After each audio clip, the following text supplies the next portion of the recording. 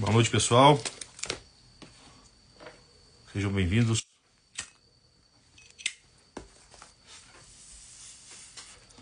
Sejam bem-vindos à nossa live Como se instalar na realidade.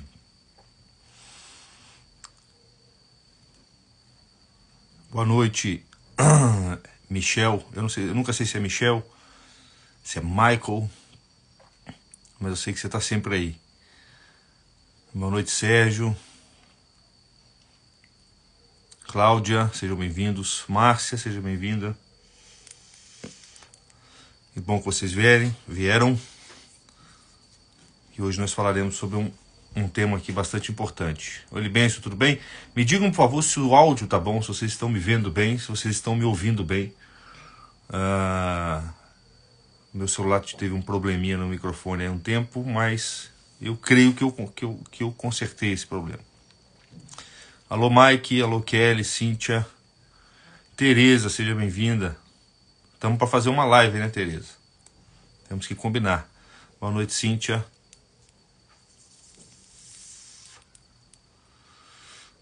Ótimo, que bom então. Então sejam todos bem-vindos. Nós falaremos hoje sobre como se instalar na realidade. É um tema do qual eu já tratei numa mentoria que nós demos aqui. Acho que a primeira mentoria que nós demos, chamada Caminho. Nós falamos um pouquinho sobre isso, mas eu gostaria de fazer mais uma síntese desse assunto aqui para poder aqueles que participaram lembrarem do assunto e aqueles que não participaram poderem aproveitar um pouco disso. Eu espero conseguir falar disso de uma maneira que vocês ainda não ouviram, tentar falar da maneira mais clara e objetiva possível, não exatamente por mérito meu, mas porque o assunto ele realmente é fascinante e a gente tem feito um certo esforço para compreender essa coisa nos últimos anos. Oi, João, Sheila, sejam todos bem-vindos. Maria. Bem, acho que nós podemos começar, né? Então, vamos lá. Olha só, pessoal.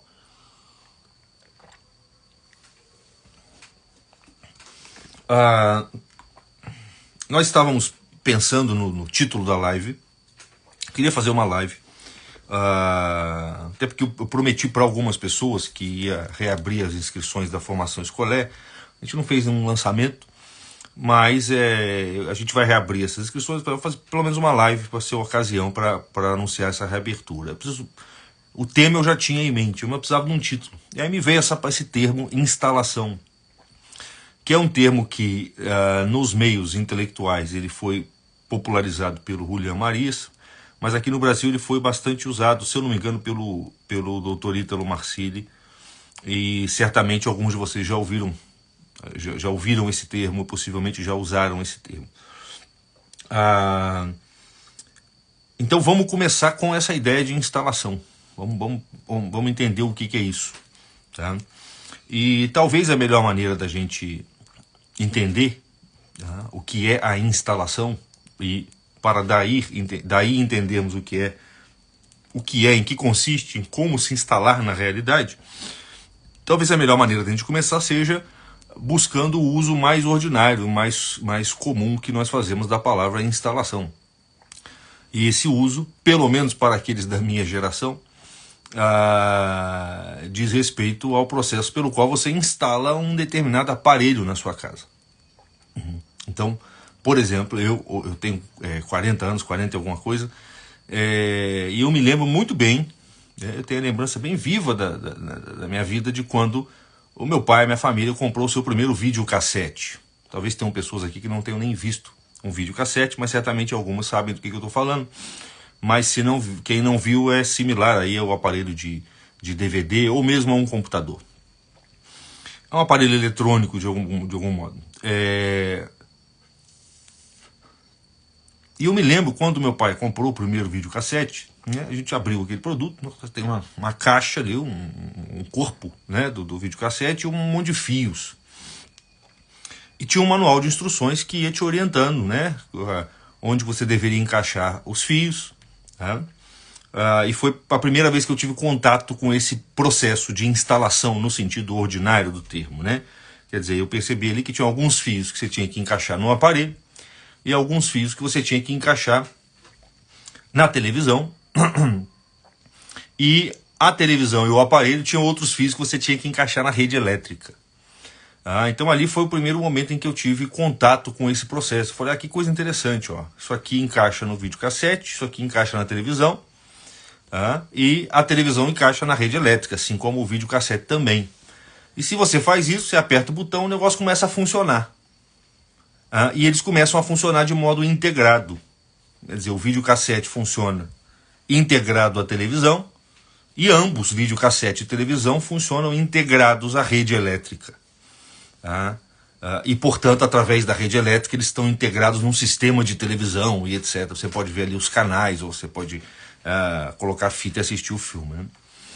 Se nós olharmos por esse lado, e isso basta para que a gente entenda o que é instalação, é claro que a instalação humana, na realidade, é muito mais complexa, muito mais delicada, muito mais sutil e exige um grau de refinamento muito maior do que a instalação de um simples aparelho elétrico ou eletrônico. Mas esse fenômeno ele é suficiente para que a gente entenda, pelo menos de início, em que consiste a instalação. A instalação é um processo pelo qual você integra uma determinada coisa numa coisa maior do que ela, de modo que, a partir dessa integração, a primeira coisa passa a funcionar de modo perfeito. Consegue alcançar a sua perfeição, a perfeição do seu funcionamento. Quer dizer, um videocassete não instalado, ele nem chega de fato a ser um videocassete. Ninguém compra um videocassete ou uma televisão, para dar um exemplo ainda eficaz, ninguém compra uma televisão, tira da caixa e fica olhando para ela. A perfeição própria da televisão só é atingida na medida em que a televisão é integrada num sistema, em outras coisas que não são televisão. A rede elétrica, por exemplo, e o sistema de televisão. No caso do videocassete, tem que ser integrado à televisão e, consequentemente, ao restante. Mas o ponto importante é o seguinte, a televisão ela só é televisão, de fato, quando ela está integrada numa coisa maior do que ela, que não é televisão. Essa integração de um ente, de uma coisa específica, a um sistema, a um conjunto de coisas, ou a uma coisa maior do que ela, permite a esse primeiro ente, a essa primeira coisa, no nosso exemplo a televisão, permite que ela funcione segundo a sua perfeição própria. Permite que ela seja de fato o que ela é. Televisão, videocassete e, no caso próprio nosso da live aqui, o ser humano. Então, instalação significa o processo pelo qual um determinado ente é integrado num determinado todo, numa instância, numa ordem de realidade superior a ele, sem a qual ele não pode ser o que ele é. Sem a qual ele não pode realizar a sua própria perfeição, a sua própria natureza, a sua própria essência. Ok? Espero que esteja dando para entender. Isso é instalação. E às vezes a gente não nota isso, é uma coisa bastante evidente, bastante simples, mas às vezes a gente não presta atenção nisso. Instintivamente a gente sabe, como eu disse, ninguém compra uma televisão, tira da caixa e fica olhando para ela. Você sabe que a televisão só pode ser televisão se ela estiver integrada numa ordem superior, que é a ordem elétrica, a ordem do sistema de televisão. Mas com a vida humana também é assim. E a gente não percebe muito bem isso. E por isso a gente sofre tanto, porque nós passamos boa parte da vida tentando sermos dignamente humanos, tentando atingir a perfeição própria da nossa vida humana, da nossa natureza humana, e não conseguimos. E não conseguimos porque o processo de instalação na ordem que é imediatamente superior ao ser humano, que é a ordem da própria realidade como um todo, esse processo de instalação não foi feito. O que eu estou querendo dizer? Que a nossa vida, o drama da nossa vida é análogo à situação do sujeito que compra uma televisão, tira da caixa e fica olhando para ela esperando que ela funcione, sem ligá-la, sem integrá-la, sem instalá-la na ordem própria dela. Então, quer dizer, a gente passa a vida inteira tentando ser feliz, passa a vida inteira tentando atingir a plenitude da nossa própria existência e não consegue, porque não sabemos que preste atenção no princípio que eu vou enunciar, a perfeição de um determinado ser está na sua integração em um ser superior. Nenhum ser atinge a sua perfeição sem se integrar num ser que lhe é superior. Aí eu vou dar um exemplo agora de um processo de instalação pelo qual todo mundo passa e que já nos leva mais diretamente para a ordem humana. Tá? Por exemplo, a boca foi feita para comer. E você não precisa fazer muito esforço para aprender a comer. A criança já nasce ali instintivamente aprendendo a sugar o leite e muito rapidamente ela aprende a mastigar. Então você não precisa fazer muito esforço, você não precisa instalar. É como se fosse assim, a boca, pelo menos a boca já está instalada no seu sistema digestivo ou digestório. Ela já está instalada nesse sistema num certo sentido. Por isso você não precisa fazer muito esforço, você não precisa aprender a comer, sob certo aspecto, tá? Olhando de modo geral. Mas a boca também serve para falar. E para você aprender a falar dá um trabalho danado. A minha filhinha aqui de 10 meses, a Maria, ela está nesse processo. Então ela já aprendeu a articular alguns sons, fica naquele ttt, dadadá, bababá, e fica e ela já está começando a articular alguns significados, mas ela não consegue articular o significado com o som ainda. Mas você vê que a variação de sons que ela emite com a boca, a variação de articulações sonoras que ela faz com a boca, já indica uma certa variação de ideias na cabeça dela, de imagens, de impressões na cabeça dela. Mas esses sons não estão articulados adequadamente com essas imagens. Então, assim, para aprender a falar, aí você começa a contemplar a dificuldade que é você aprender a falar. E em que consiste essa dificuldade? Essa dificuldade consiste no processo pelo qual você vai instalar a sua boca, o seu aparelho vocal, o seu aparelho que produz som, você vai instalar esse aparelho numa ordem superior, que é a ordem da inteligência. Isso é aprender a falar. Aprender a falar é o seguinte, você se dá conta de que você tem um aparelho vocal que emite sons, tá? E você começa a perceber que esse aparelho, para ele atingir a sua perfeição humana, quer dizer, para que ele não seja apenas um aparelho para emitir ruídos, mas para emitir significados, palavras, ele precisa ser integrado na sua capacidade de perceber o que as coisas são, que é a inteligência. E aos poucos você vai tentando fazer o seu aparato vocal, a sua voz, a sua boca, a sua capacidade de emitir som, você vai tentando fazer esse elemento se integrar e trabalhar de acordo com a inteligência. Quer dizer, trabalhar na mesma frequência da inteligência. Dito ainda em outros termos, você vai tentando tornar o seu aparato vocal, a sua boca, a sua voz, dócil à inteligência.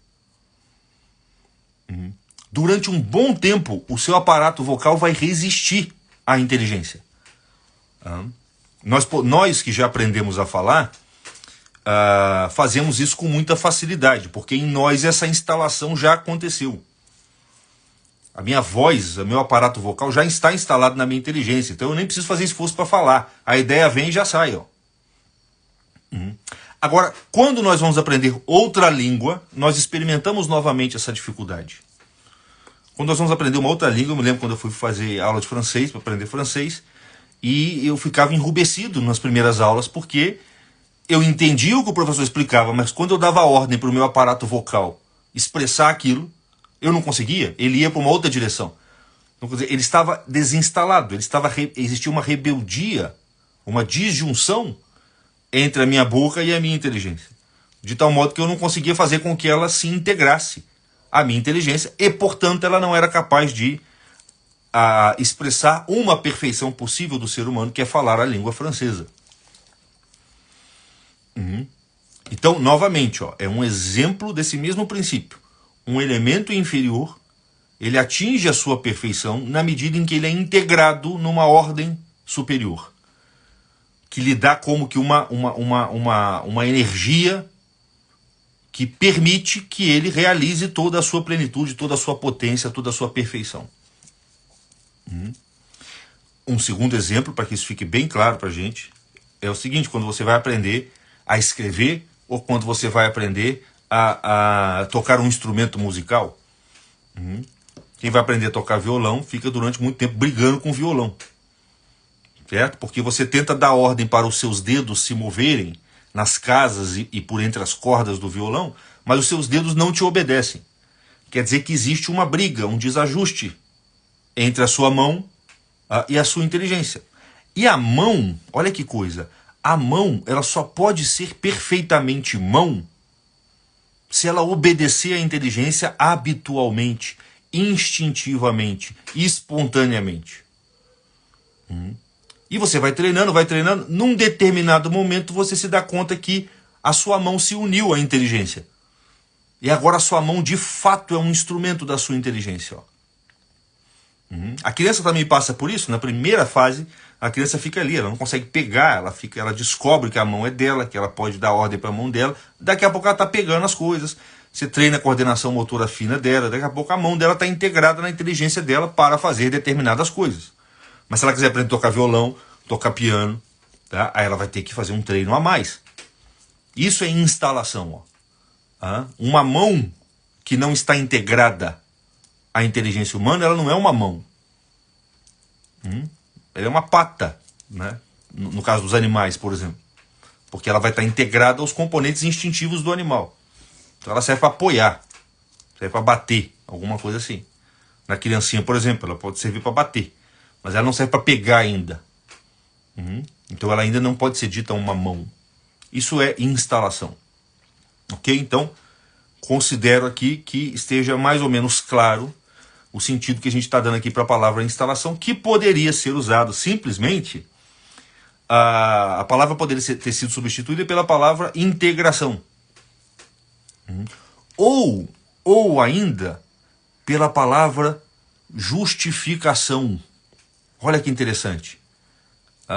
Na Bíblia, por exemplo, você tem lá os homens justos. O que são os justos? Os justos nada mais são do que aqueles homens que integraram a sua alma perfeitamente à realidade e, mais profundamente, a Deus.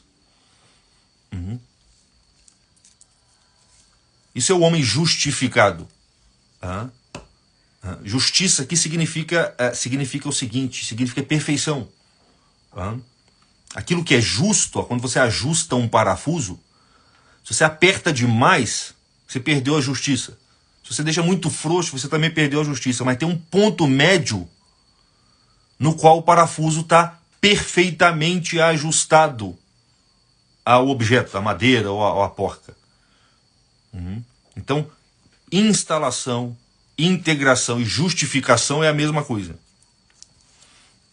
Então é disso que nós estamos falando, do processo de justificação do ser humano, do processo pelo qual o ser humano se integra àquilo que lhe é superior e que permite a ele ser plenamente o que ele é, o tanto quanto isso é possível na Terra. Bem, considerando que isso está entendido, vamos avançar. Qualquer coisa vocês façam perguntas aí ou dê algumas reações para que pelo menos eu possa saber como é que está o andamento da coisa. Tá, então vamos lá.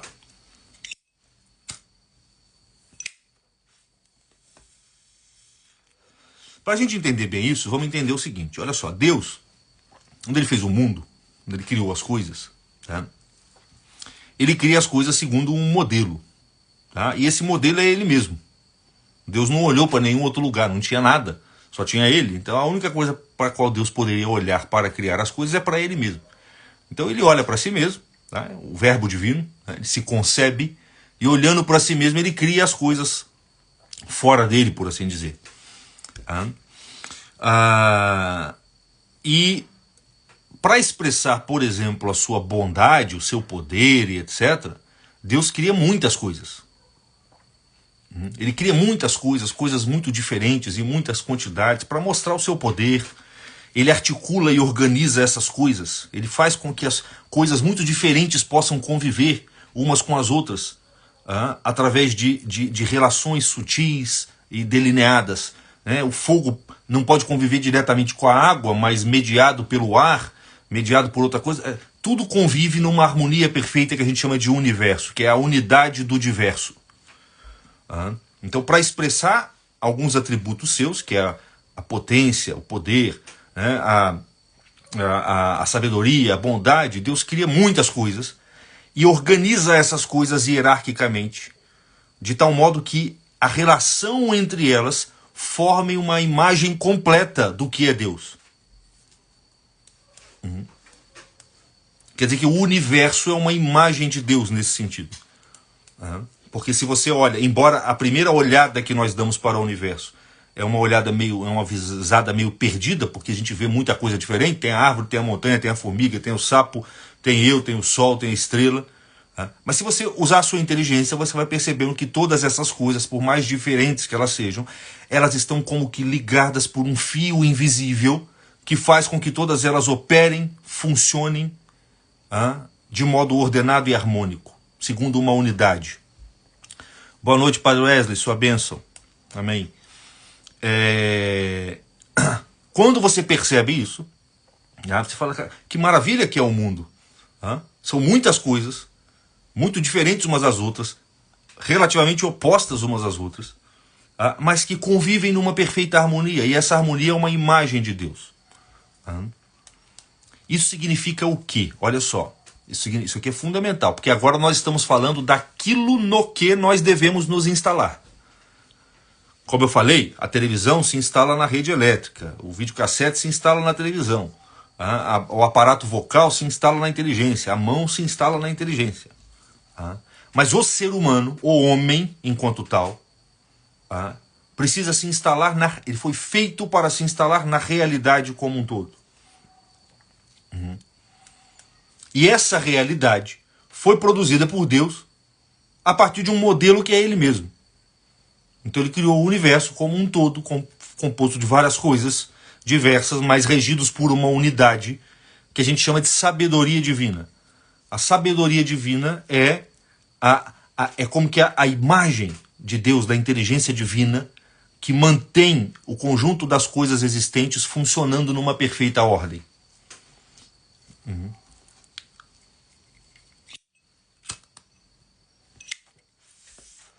O que isso significa? Significa que, olha só, Deus configurou o mundo. Deus dotou o mundo de medida. Ele que definiu a figura do mundo. Ele fez o cavalo ser cavalo e operar como cavalo. Ele fez o sol ser sol e operar como sol. Ele fez a árvore ser árvore e operar como árvore. A mangueira como mangueira. A pitangueira como pitangueira. O cachorro como cachorro, e etc. Ele conheceu todas essas coisas em si mesmo. E ao criá-las, determinou que elas fossem o que fossem e operassem segundo aquilo que elas fossem, ou segundo aquilo que elas são. Então Deus imprimiu nas coisas, ao criá-las, a sua sabedoria, dotando cada uma das coisas de uma essência, de uma medida própria, de uma natureza própria. Então nós não estamos dentro de um mundo caótico, e isso deve ser para a gente um primeiro motivo de esperança. Nós não somos uma coisa que tem que se instalar num fluxo de partículas irracionais, como querem nos fazer crer. Nós somos um ser que precisa se instalar num mundo que é configurado, num mundo que tem uma ordem, num mundo composto por muitas coisas que funcionam todas elas segundo uma mesma sabedoria, uma mesma unidade. E nós somos uma dessas coisas. Isso deve ser uma razão de esperança para nós. A cada vez que nós nos sentimos perdidos no mundo, nós devemos nos lembrar, olha só, existe um desajuste aí. Mas eu não posso me deixar abater por isso, porque o mundo é organizado e eu também. Eu preciso encontrar esse ajuste, quer dizer, me justificar, me instalar, me integrar. Então, olha só, ao configurar o mundo e ao criar todas as coisas e dotar cada uma das coisas com uma determinada medida, com uma determinada natureza, Deus cria uma dessas coisas, quer dizer, uma determinada espécie, Deus configura de uma maneira um pouco diferente. Uma dessas espécies Deus configura assim. Essa espécie aqui, a medida que eu vou dar para ela, a natureza que eu vou dar para ela, a configuração que eu vou pôr nela, vai ser a seguinte. Essa coisa vai ter a função de conhecer a medida de todas as outras coisas. Quer dizer que a natureza dessa coisa, que obviamente é o ser humano, somos nós, a natureza dessa coisa consiste em conhecer a natureza de todo o resto, inclusive de si próprio. Todas as outras coisas não humanas, tirando os anjos, tá? Mas todas as outras coisas não humanas, possuem uma medida e uma natureza dadas por Deus, mas elas não conhecem a sua própria natureza, elas apenas seguem servilmente a sua própria natureza. O homem não. O homem é aquela criatura que, além de ter uma própria natureza, é capaz de conhecer a natureza das coisas e a sua própria. Na verdade, mais do que isso, a própria natureza humana significa ser capaz e ter o dever de conhecer a natureza de todo o restante, de toda a realidade, de conhecer a realidade. Então veja bem a especificidade do ser humano. O ser humano não é apenas um ser codificado por Deus. O código que Deus colocou nele significa ser capaz de conhecer o código de todas as outras coisas. O ser humano foi feito para o conhecimento. Por causa da razão. Quer dizer, ao fazer isso, Deus dota o ser humano de uma coisa chamada inteligência. A inteligência é justamente isso. É aquilo que permite o ser humano compreender a natureza de todas as coisas e a ordem dentro da qual ele está inserido. Obviamente, talvez alguns de vocês já estejam percebendo a consequência disso. A consequência disso é o seguinte: se o ser humano é, das várias criaturas, aquela cuja natureza consiste em conhecer a natureza de todas as outras e a sua própria natureza, cabe ao próprio ser humano ser o agente da sua instalação na realidade, da sua integração na realidade. Olha só, um cachorro, Deus fez o cachorro, ele dotou o cachorro de uma medida, de uma natureza, de uma essência própria. Só que o cachorro não precisa fazer nenhum esforço para se instalar na realidade. Deus já o criou instalado na realidade. Ele é como a sua boca no sentido, na função que ela tem de comer. Deus já fez a sua boca própria para comer, você já sabe, já nasceu sabendo como é que faz para comer. O cachorro é assim.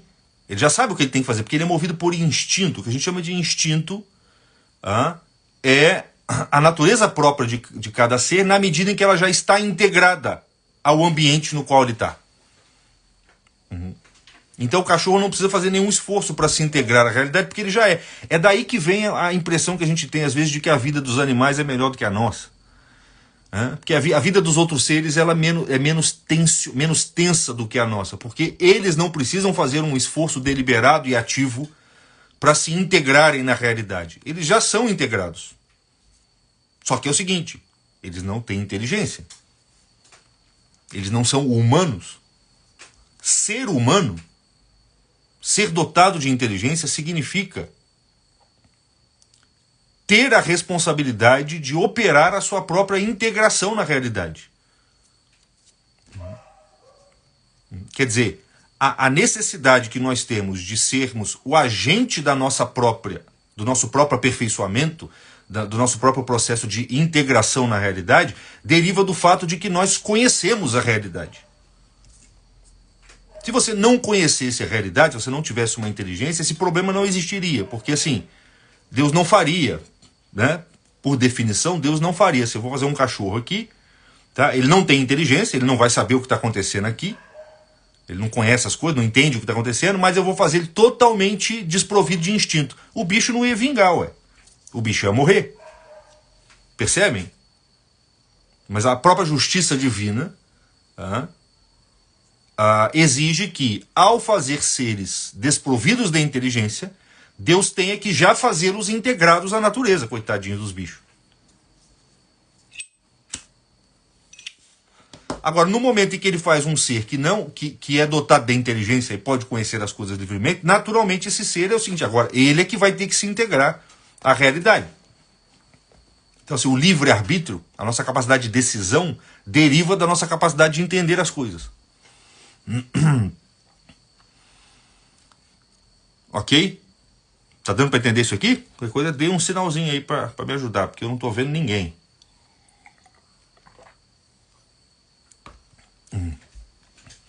E olha só que coisa. Isso fica muito evidente. Olha só, isso fica muito evidente quando você percebe que o ser humano ele é quase que desprovido de instinto. O coeficiente instintivo do ser humano é muito baixo. Eu estava falando ontem numa aula com os alunos, olha que coisa interessante, o ser humano nasce nu. Nu no sentido assim, desprovido de pelos, de penas. Todos os outros animais já nascem providos de pelos, de penas, de armas, suas presas, suas garras. Ó. O ser humano não, ele nasce sem arma, sem presa, sem garra e pelado, nu. Uma pessoa sábia que olhasse para um primeiro ser humano assim, peladinho quando nasceu, ela já teria que entender, caramba, esse bicho é inteligente. Porque se Deus fez ele tão desprovido das qualidades necessárias para ele viver no mundo, ele só pode ter provido esse ser com uma capacidade superior, pela qual ele vai começar a entender como é que as coisas funcionam. Aí ele cria uma espada, aí ele cria uma roupa para ele vestir e etc. Então olha que interessante, você poderia definir, em vez de definir o ser humano como um ser dotado de inteligência, você poderia definir, o ser humano é um ser que nasce nu. Porque nisso já está dito que ele é inteligente. Só um ser dotado de inteligência poderia nascer nu como o ser humano nasce.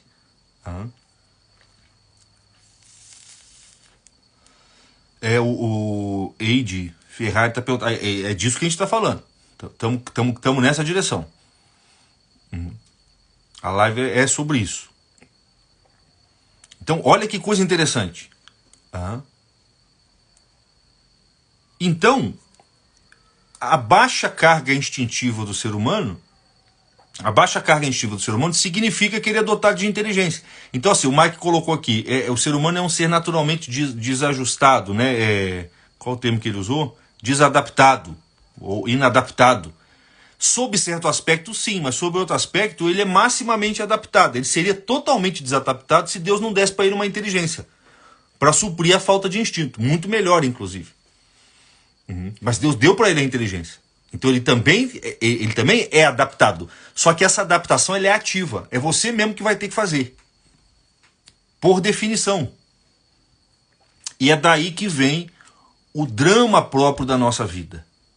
Você está dentro de um mundo. Você percebe que esse mundo funciona. Mas você não consegue exatamente funcionar de acordo com o mundo. O mundo parece que vai para um lado e você parece que está indo para o outro. É por isso que você nunca, no geral, quase nunca você queria estar onde você está, com as pessoas com quem você está, fazendo o que você tem que fazer. Fazendo o que você está fazendo. No geral, a nossa experiência cotidiana é de desajuste. E o que é um homem sábio ou um santo? É um sujeito que você olha para ele e fala, cara, a vida desse cara parece totalmente ajustada à realidade. Como é que faz isso? Quer dizer, como é que se instala na realidade? Aí é o que o João está falando aqui agora. Se você não entende esse processo que a gente está explicando aqui e começa a procurar ativamente os meios de se instalar na realidade, você vai passar por um processo de perversão pelo qual você vai começar a querer que a realidade se adapte a você. Isso é a doença psicológica, a doença espiritual. Não no sentido clínico, a doença é a neurose. O que a gente considera normal hoje já é doença nesse sentido. O critério de normalidade hoje já é, do ponto de vista humano mesmo, uma deficiência. Porque hoje é normal você querer que o mundo se adapte à sua cabeça. Quando, na verdade, o processo é o inverso. É você que tem que se adaptar ao mundo, para que você seja mais você mesmo. Na medida em que você quer que o mundo se adapte a você, você está sendo menos você mesmo. Você está se privando do que você é. Então é por isso que acontece isso, que o João está mencionando. Bem, só que olha só, Deus é bom. Deus é bom e é sábio. Ele não fez o ser humano totalmente desinstalado da realidade. Tá? E aqui que está o ponto-chave dessa live. Tá? Ele já, ao criar o ser humano, ele pegou ali, naquelas faculdades, naquelas capacidades mais próprias do ser humano, que é a inteligência e a vontade, e ele já deixou dois fiozinhos já ligados na realidade. Então, assim, a vida humana não é um videocassete que chegou, ou uma televisão que chegou totalmente desinstalada da rede elétrica. Não. Tem dois componentes que já estão instalados na realidade. E o segredo do processo de integração, de aperfeiçoamento da vida humana, de formação do caráter, da personalidade, aquisição da felicidade, amadurecimento, santificação, vida interior, o segredo disso está em você reconhecer, descobrir, identificar em você esses dois componentes, esses dois fiozinhos, essas duas faculdades, que já estão, sob certo aspecto, instaladas na realidade, que já vieram naturalmente engatadas na estrutura da realidade. Se você pega esses dois engates que Deus já te deu de presente, a partir deles você consegue ir produzindo as demais instalações. Se você não pega isso, você vai ficar batendo cabeça o resto da vida. E vai terminar na triste situação do sujeito que quer que o mundo se adapte a ele e que, portanto, acha que ele é Deus. Que querer que o mundo se adapte a você é você querer brincar de ser Deus.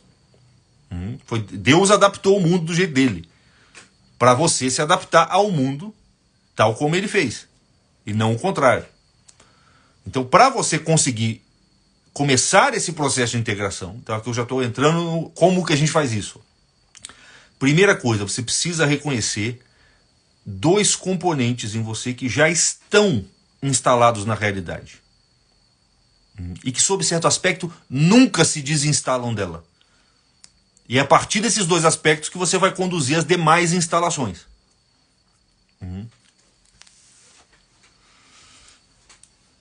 Quais são esses dois componentes do ser humano que já estão instalados na realidade? Esses dois componentes são a inteligência e a vontade. Sei que vocês já ouviram falar disso, alguns aqui já estudaram isso, mas ouçam isso.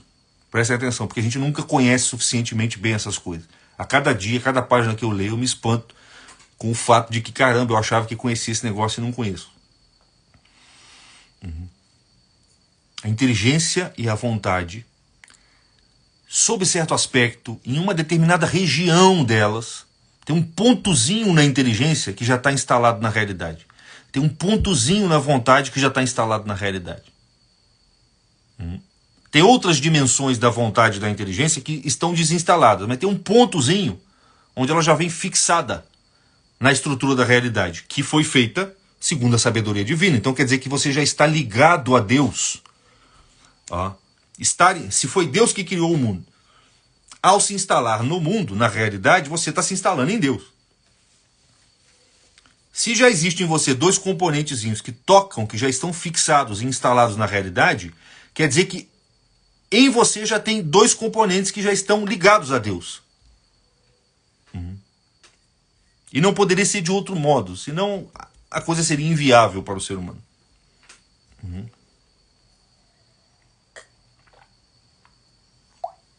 Esses dois componentes são a inteligência e a vontade. Tá?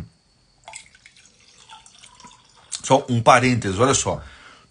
Quem aqui eu sei que tem gente aqui que faz a formação escolar. Todas as mais de 30 aulas lá da formação escolar tratam da inteligência e da vontade nos seus vários aspectos, nas suas várias ordens, nos seus vários desdobramentos. Isso que eu estou falando aqui eu não falei lá dessa maneira. Mas todo o curso foi pensado para que sem que o aluno perceba, ele comece a identificar esses dois fiozinhos assim. Lá na última aula eu vou falar disso aqui que eu estou falando hoje. Como que a inteligência e a vontade já estão instalados na realidade? Olha só, simples. Olha só. A sua inteligência, ela já foi feita para ver a verdade. Ela já foi feita para reagir, para perceber a verdade das coisas. É a mesma coisa em relação ao seu olho. Vamos fazer uma analogia. Olha só, o seu olho, tá? O seu olho também, sob certo aspecto, já possui um grau de instalação na realidade. Porque olha só, você não precisa fazer nenhum esforço para o seu olho ver o objeto próprio dele, que são as cores. O olho foi feito para ver as cores. Quando eu digo que o olho foi feito para ver as cores, eu teria que acrescentar: o olho foi feito para ver as cores, e ele já nasce vendo as cores. Eu não preciso fazer um esforço para o meu olho começar a perceber as cores. Eu só preciso remover o obstáculo que está na frente dele. Ó. Se eu coloco um obstáculo, eu não vejo. Mas se eu tiro o obstáculo, eu vejo. Basta que a cor esteja diante do olho para que o olho veja a cor.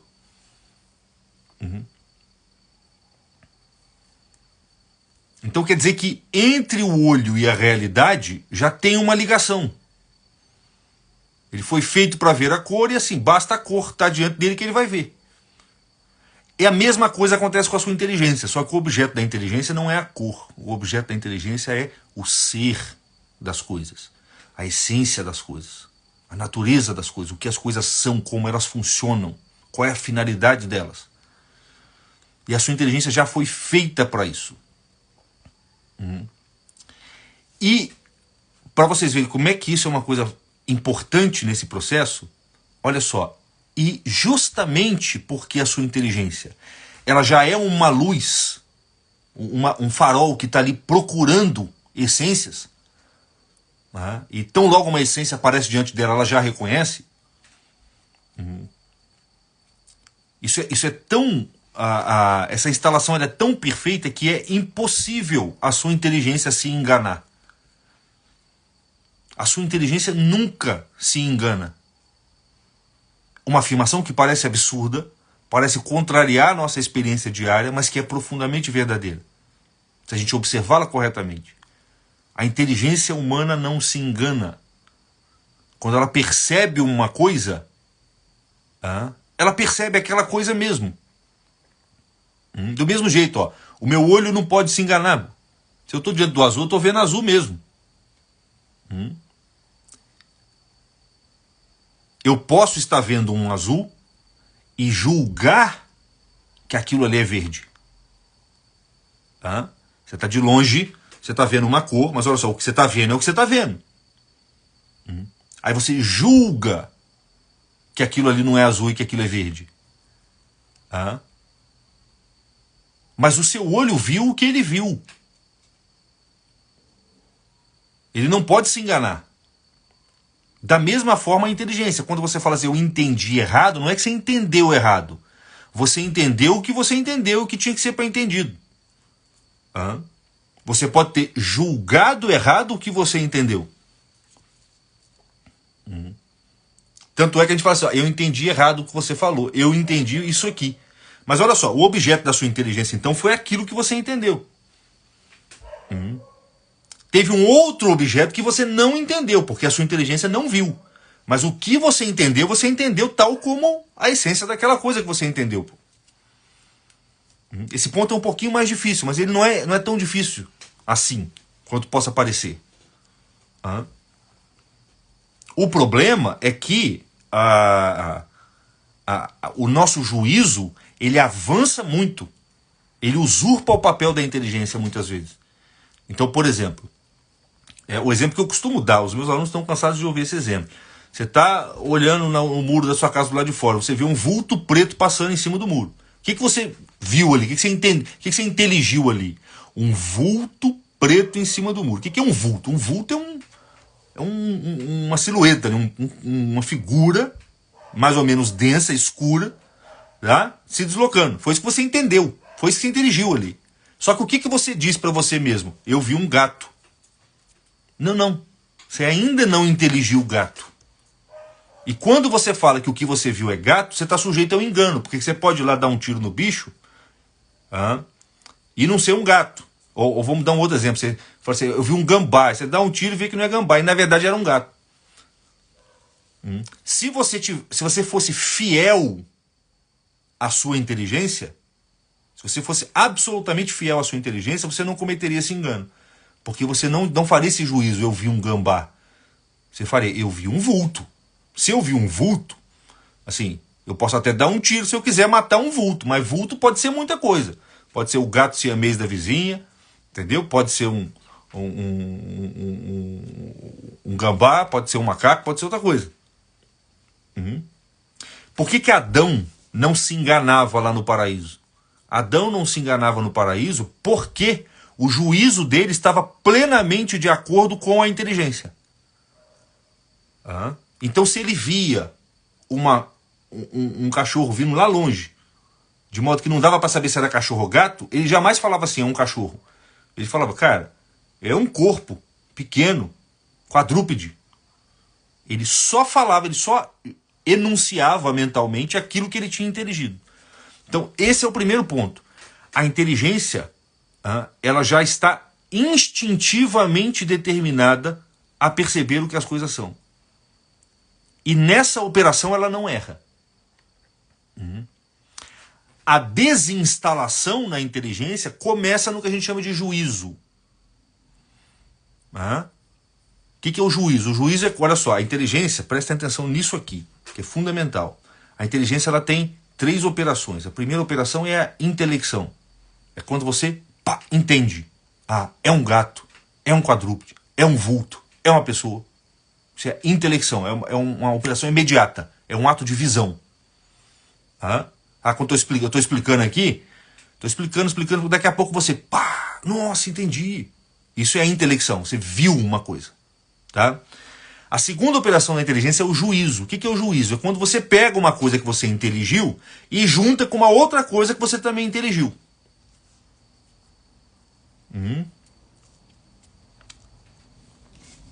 Mas é por isso, a Elisa está perguntando, mesmo assim Adão escolheu o pecado. Olha só, é por isso que o pecado dele foi mais grave. Foi o gravíssimo dos pecados. Porque ele tinha tudo para não errar. A não ser que ele fosse soberbo o suficiente para querer ser como Deus. Então não foi por ignorância que Adão pecou. Foi por soberba. Mas isso é um tema para uma outra história. Acho que a gente até fala lá numa aula sobre pecado original na escolé. Mas olha só. Veja bem, o juízo é o quê? Quando você pega uma coisa que você viu, que você inteligiu, e junta com outra que você inteligiu também. Então, eu inteligi vulto preto, e na semana passada eu inteligi gato. E vi que o gato fica em cima do muro. Aí quando eu vejo um vulto preto, imediatamente vem gato na minha cabeça e eu falo, é um gato. Pronto. Essa junção entre essas duas coisas, o juízo, não foi o que eu inteligi. Eu só inteligi vulto preto. Gato eu inteligi numa outra ocasião, mas aí eu juntei essas duas coisas e projetei lá fora. Aí eu já me separei da realidade, olha só.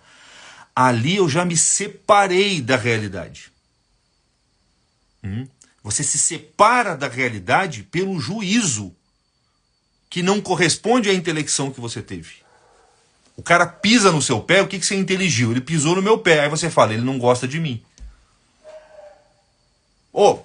Foi isso que você entende? Às vezes você intelige isso. Se o cara pisa no seu pé toda hora, todo dia, dá uma risadinha, aí uma hora você vai inteligir que ele não gosta de você. Mas na primeira pisada não dá, você não inteligiu isso, você só inteligiu que ele pisou no seu pé. Mas naturalmente você vai falar assim, cara, ele não gosta de mim. Ele fez de sacanagem. Então, no juízo, a gente se separa da realidade. A terceira operação da inteligência é o raciocínio. Depois do juízo, você começa a raciocinar. É o filtro interpretativo da realidade. É o processo que você descreve a realidade. A intelecção, você entende separadamente cada coisa. Entendi isso, entendi aquilo, entendi essa relação. Mas daqui a pouco você começa a fazer juízo. Fala, isso é assim, aquilo ali é por causa disso. Você começa a juntar essas intelecções. Esse processo de juntar ele tem algo de arbitrário aqui dentro. Porque ele leva em conta também percepções anteriores que você teve, suposições que você faz. E aí você se descola da realidade. E aí a coisa começa a complicar. Porque desse juízo você vai tirar conclusões, você vai raciocinar. Ó, é um gambá em cima do muro, ninguém gosta de gambá, então eu vou matar o gambá. Aí você mata o gambá. A conclusão te leva à ação. Então eu vou matar o gambá. Matou o gambá. Aí quando você vai lá ver, não é o gambá, é o gato siamês da vizinha que coleciona gato. Gato caríssimo. Aí a vizinha fica braba, te liga pra polícia, sei lá, exagerando um pouco. Você vai preso, sua família fica sem pai. Olha como que o drama e a desgraça da vida humana se segue a um desajuste pequeno no juízo que você fez das coisas. Daí a necessidade de sempre voltar à realidade depois de formular o juízo, a Fernanda está falando. O grande esforço nosso é a vigilância. Você tem que estar vigiando o seu juízo para ele estar sempre colado na realidade. Pô. Só que isso é difícil, porque dentro de nós tem componentes afetivos, vícios, que movem o seu juízo. Por quê? Porque você quer que a realidade se adapte a você. Daí a importância da aquisição das virtudes para acalmar suas paixões e permitir que o seu juízo, tão logo, ainda que ele se faça imediatamente aqui dentro, você volta para a realidade. Você não deixa ele encadear uma ação imediatamente. Você volta primeiro para a realidade, amorosamente. Isso é contemplação amorosa, ó, um outro conceito usado muito. Você volta para a realidade amorosamente e vai corrigindo o seu juízo. Até o momento que você fala, agora esse parece o juízo mais adequado, porque não tem mais elementos, parece que é isso mesmo. E eu preciso tomar uma decisão. Aí você toma a decisão. Os 10 mandamentos te preservam, certo? De algumas ações que podem ser desencadeadas por juízos errados. Né? Você vai chegar na conclusão e falar, então tem que matar ele. Fala, não, mas peraí, matar eu não posso. Ela te preserva disso. Mas eles não são suficientes, tá? Para sua justificação total, porque na prática os 10 mandamentos eles precisam ser adaptados à circunstância.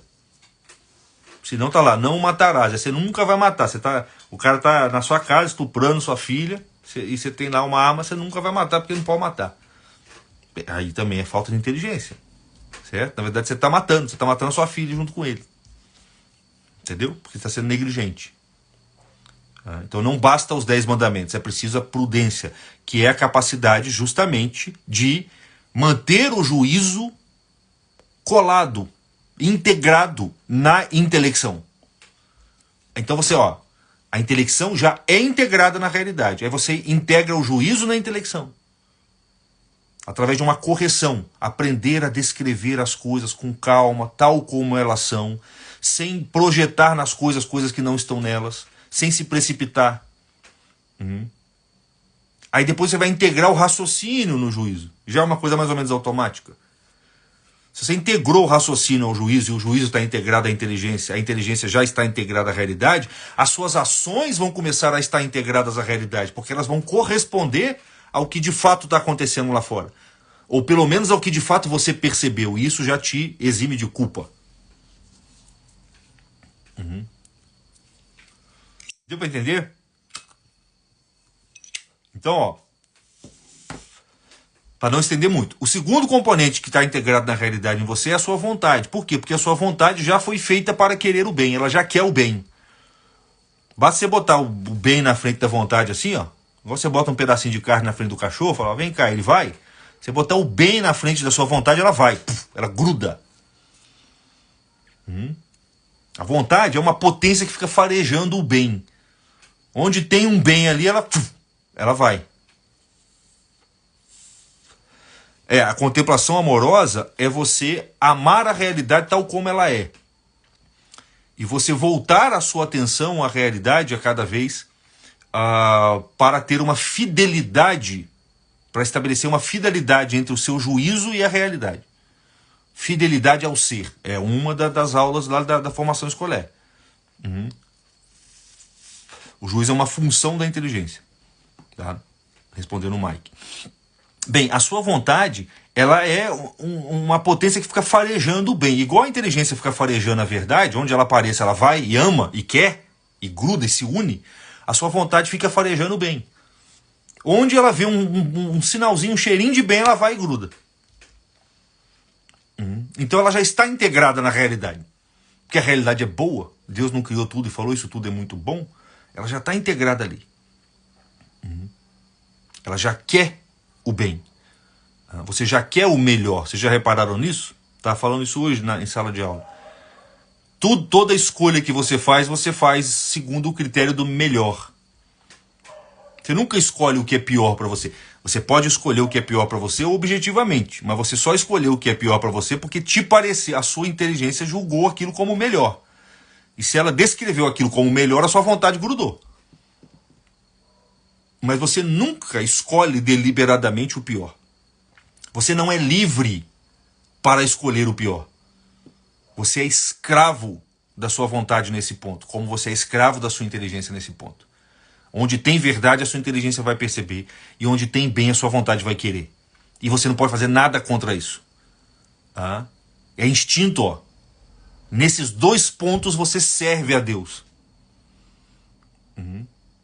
No entanto, olha só,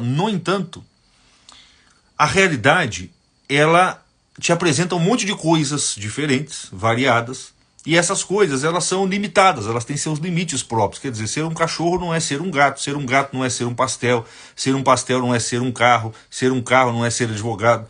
Cada coisa tem o seu limite próprio. E cada coisa, portanto, tem algo de bom e algo de ruim. Cachorro é muito bom, porque ele brinca com a gente, mas ele é muito ruim porque ele faz cocô. Criança é muito bom, porque alegra o ambiente, mas é muito ruim porque faz cocô também, ou porque grita, enche o saco, faz bagunça, dá trabalho. Todos os bens diante dos quais você está, nenhum dos bens diante dos quais você está é o melhor. E a sua vontade busca o melhor. Como nenhum desses bens diante dos quais você está é o melhor, a sua vontade não gruda em nenhum desses bens definitivamente.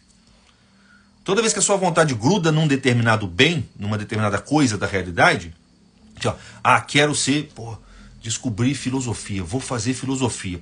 A filosofia apareceu para você por um momento como o bem absoluto. A sua vontade, é isso que eu quero, estou decidido. Mas daí a pouco você descobre, mas tem que fazer a faculdade, tem que gastar dinheiro, é muito caro. Nossa, é muito livro para ler, eu não entendo nada dos livros. Já está aparecendo um monte de aspecto ruim que vai fazendo a sua vontade ficar soltando daquilo ali, ó.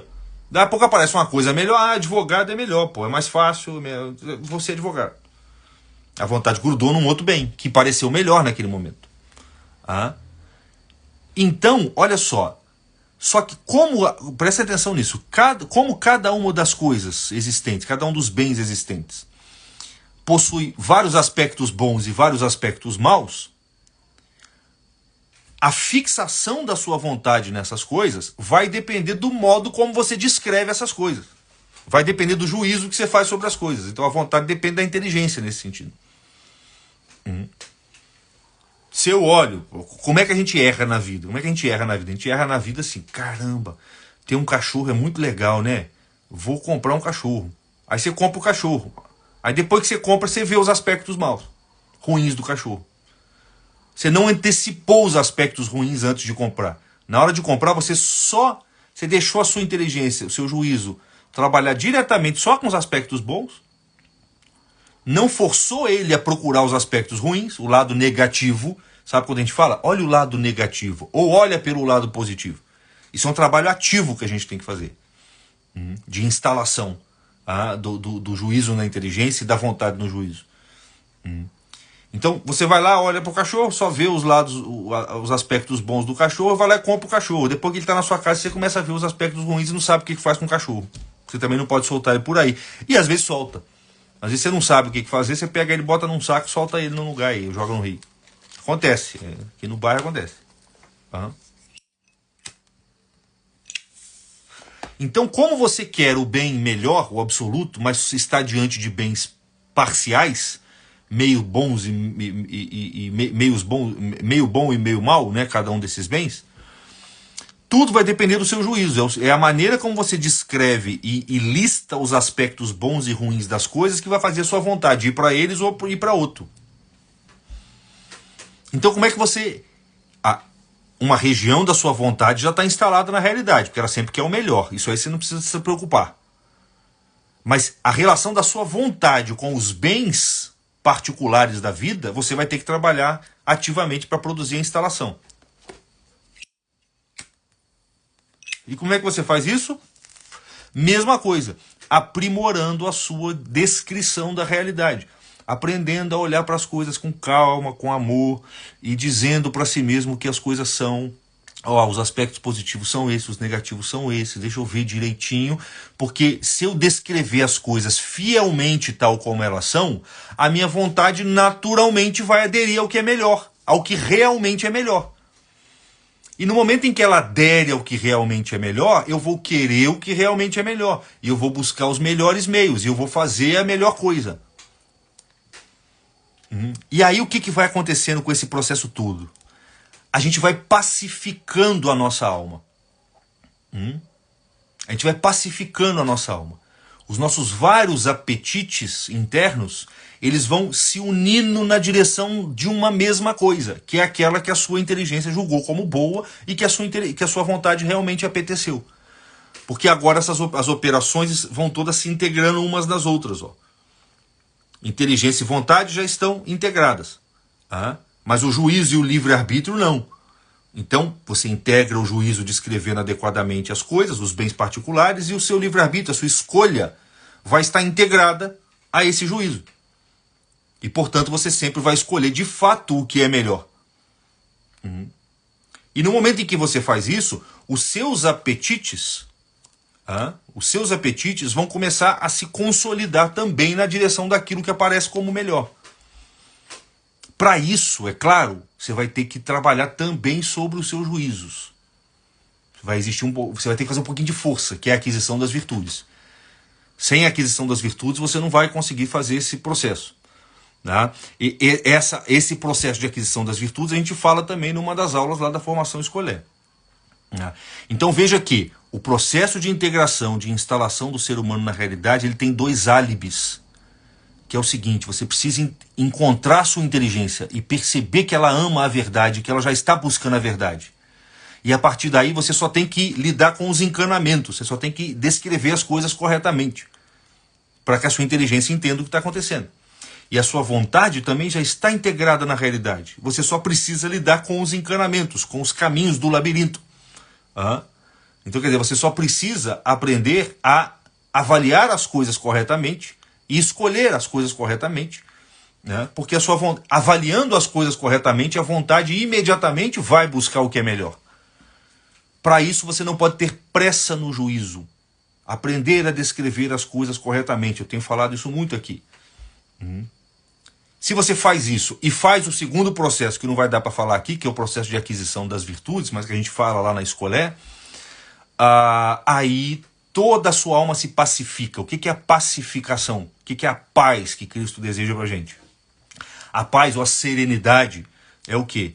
É a total concordância das forças interiores da sua alma.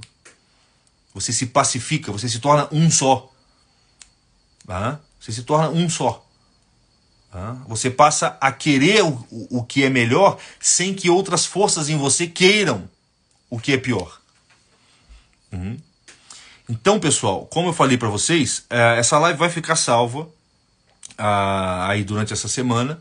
E ela está sendo a ocasião, não para fazer o relançamento da escolé, porque a gente não trabalhou nisso, mas eu prometi para algumas pessoas que a gente reabriria as inscrições da formação escolé. Então todos vocês estão convidados a entrarem lá no site, quem já não está inscrito. Quem está inscrito, por favor, dê o seu testemunho, manda lá na caixinha, fala se está gostando, como é que são as aulas. Formação escolé é composta por 5 módulos ordinários, e no total tem mais de 30 aulas. No primeiro módulo a gente fala sobre o processo de integração do ser humano na realidade. No segundo módulo a gente fala sobre o processo de desenvolvimento da personalidade humana. No terceiro a gente fala sobre a estrutura complexa da alma humana, as várias potências da alma, e parte disso que a gente explicou aqui mais detalhadamente. No quarto a gente fala do processo de aperfeiçoamento da alma humana. E no quinto a gente fala do processo pelo qual você vai se tornar uma presença viva e radiante, pela qual as outras pessoas vão poder ser conduzidas também a esse mesmo processo de aperfeiçoamento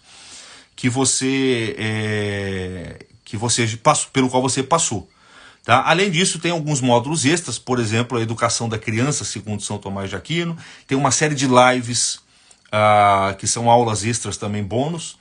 Tá? E eu vou botar, tem muitos testemunhos, lá no site tem alguns, eu vou postar alguns para vocês conhecerem um pouquinho. E aí a Fernanda está dizendo que o link já está lá no site ou nos stories. Entrem lá, ajudem aí na divulgação. E esse conteúdo aqui é só uma pincelada do que vocês vão encontrar lá. Tá bom? Então, Deus abençoe a todos. Muito obrigado pela presença.